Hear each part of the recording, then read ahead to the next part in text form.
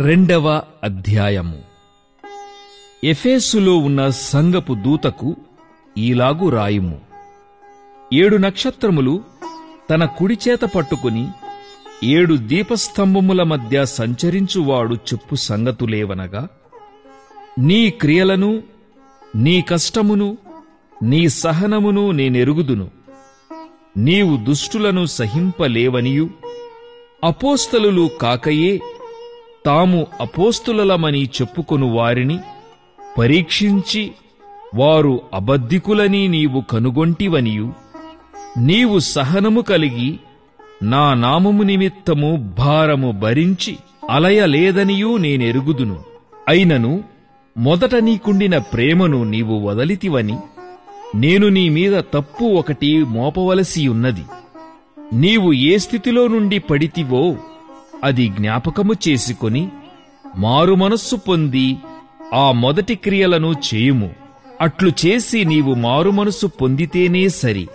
లేని ఎడల నేను నీ యొద్దకు వచ్చి నీ దీపస్తంభమును దాని చోట నుండి తీసివేతును. అయితే ఈ ఒకటి నీలో ఉన్నది, నీ కొలాయితుల క్రియలు నీవు ద్వేషించుచున్నావు. నేను కూడా వీటిని ద్వేషించుచున్నాను. చెవిగలవాడు ఆత్మ సంగములతో చెప్పుచున్న మాట వినుగాక. జయించువానికి దేవుని పరదైసులో ఉన్న జీవవృక్ష ఫలములు భుజింపనిత్తును. స్ముర్నలో ఉన్న సంగపు దూతకు ఈలాగు రాయము. మొదటివాడును కడపటివాడునయ్యుండి మృతుడై మరలా బ్రతికినవాడు చెప్పు సంగతులేవనగా, నీ శ్రమను దరిద్రతను నేనెరుగుదును. అయినను నీవు ధనవంతుడవే.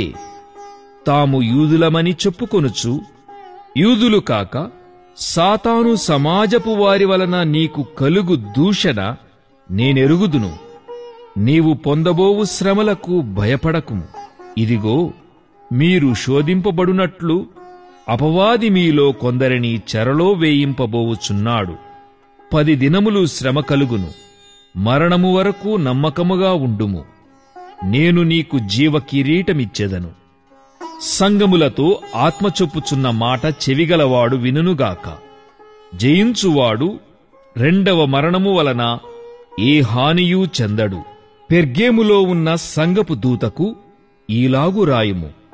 వాడి అయిన 2 అంచులు గల ఖడ్గము గలవాడు చెప్పు సంగతులేవనగా, సాతాను సింహాసనమున్న స్థలములో నీవు కాపురమున్నావని నేనెరుగుదును.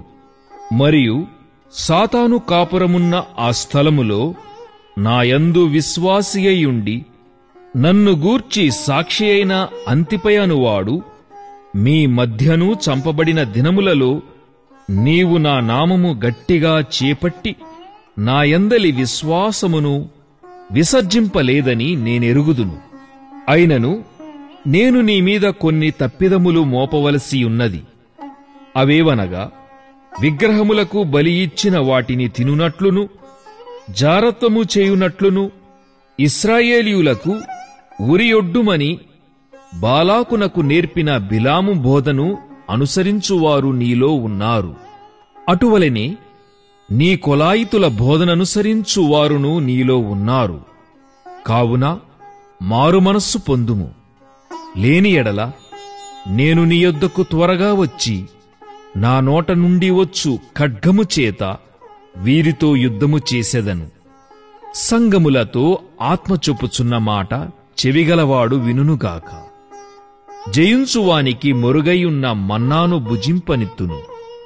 మరియు అతనికి తెల్ల రాతినిత్తును. ఆ రాతి మీద చెక్కబడిన ఒక క్రొత్త పేరుండును. పొందినవానికే గాని అది మరి ఎవనికినీ తెలియదు. తుయత్తైరలో ఉన్న సంగపు దూతకు ఈలాగు రాయుము. అగ్నిజ్వాల వంటి కన్నులును అపరంజిని పోలిన పాదములును గల దేవుని కుమారుడు చెప్పు సంగతులేవనగా, నీ క్రియలను, నీ ప్రేమను, నీ విశ్వాసమును, నీ పరిచర్యను, నీ సహనమును నేనెరుగుదును. నీ మొదటి క్రియల కన్నా నీ కడపటి క్రియలు మరి ఎక్కువైనవని ఎరుగుదును. అయినను నీ మీద తప్పు ఒకటి నేను మోపవలసియున్నది. ఏమనగా, తాను ప్రవక్తినని చెప్పుకొనుచున్న యెజెబెలను స్త్రీని నీవుండనిచ్చుచున్నావు. జారత్వము చేయుటకును విగ్రహములకు బలి ఇచ్చిన వాటిని తినుటకును అది నా దాసులకు బోధించుచు వారిని మోసపరుచుచున్నది. మారు మనస్సు పొందుటకు నేను దానికి సమయమిచ్చితినిగాని అది తన జారత్వము విడిచిపెట్టి మారు మనస్సు పొందనొల్లదు. ఇదిగో, నేను దానిని మంచము పట్టించి దానితో కూడా వ్యభిచరించువారు దాని క్రియల విషయమై మారుమనస్సు పొందితేనేగాని వారిని బహుశ్రమల పాలు చేతును. దాని పిల్లలను నిశ్చయముగా చంపెదను. అందువలన అంతరింద్రియములను హృదయములను పరీక్షించువాడును నేనే అని సంఘములన్నీయు తెలిసికొనును. మరియు మీలో ప్రతివానికి వాని క్రియల చొప్పున ప్రతిఫలము ఇచ్చెదను. అయితే తుయత్తైరలో కడమవారైన మీతో, అనగా ఈ బోధను అంగీకరింపక సాతాను యొక్క గూఢమైన సంగతులను ఎరుగమని చెప్పుకొను వారందరితో నేను చెప్పుచున్నదేమనగా, మీపైని మరి ఏ భారమునూ పెట్టను. నేను వచ్చు వరకు మీకు కలిగియున్న దానిని గట్టిగా పట్టుకొనుడి. నేను నా తండ్రి వలన అధికారము పొందినట్లు జయించుచు అంతము వరకు నా క్రియలు జాగ్రత్తగా చేయువానికి జనుల మీద అధికారము ఇచ్చెదను. అతడు ఇనుపదండముతో వారిని ఏలును.